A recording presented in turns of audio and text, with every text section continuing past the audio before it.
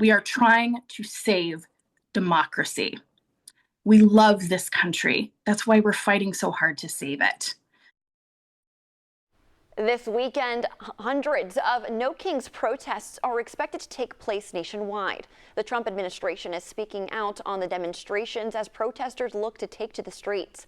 Our Cameron Lime spoke with event organizers today. Cam, what can we expect to see this weekend?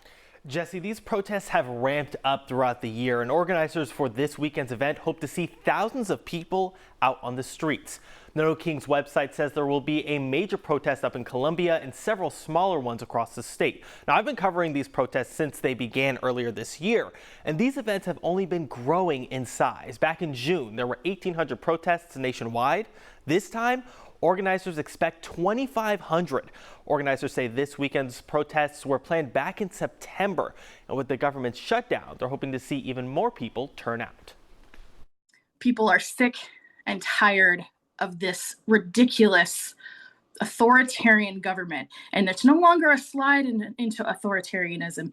It is authoritarianism. When free speech is being muffled, when the press is being stifled, and when everyday citizens are being dragged out of their homes and off the streets into detention centers. Now, Cameron, there have already been statements from the White House about these protesters. What are Republican lawmakers saying about all these plans? Yeah, Mike Johnson called these protesters mostly Antifa, and a spokesperson from the White House actually said, "Who cares?" But Kinney says that these protests do have weight, and we could see the impacts during these upcoming midterms. All right, Cam, thank you. And ahead tonight, Cameron will have reactions from local elected officials about the protests and if the people's voices are making an impact. National organizers of these movements say the goal is to send a clear and unmistakable message. Quote, "Our country will not be ruled by fear or force," end quote. The ACLU, the American Federation of Teachers, and the Human Rights Campaign are just some of the groups participating. Republicans slam the recurring movement, calling it, quote, "a hate America rally." And it appears the government shutdown will continue into next week. Today, a divided Senate failed once again to advance the Republican-led stopgap funding bill after a 10th vote. A majority of Democrats are refusing to join the GOP unless better health care funding is assured. Republicans need 60 votes to advance the bill. That would fund the government through late November. Senators are set to leave town with no votes planned tomorrow or over the weekend.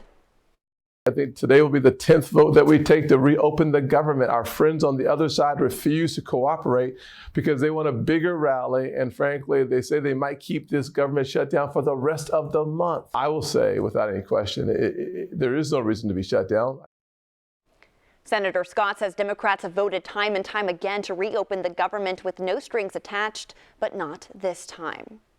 In the Lowcountry, multiple organizations are coming together to collect donations for community members impacted by the shutdown.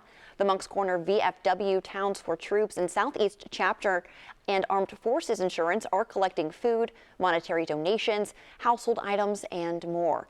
If you'd like to help, they'll be at the VFW Post 9509 in Moncks Corner from 11 a.m. to 3 p.m. on Saturday and Sunday. For continuing coverage on the government shutdown, local impacts, and local officials' reactions, visit our website, abcnews4.com, or you can find us on social media at WCIV ABC News 4.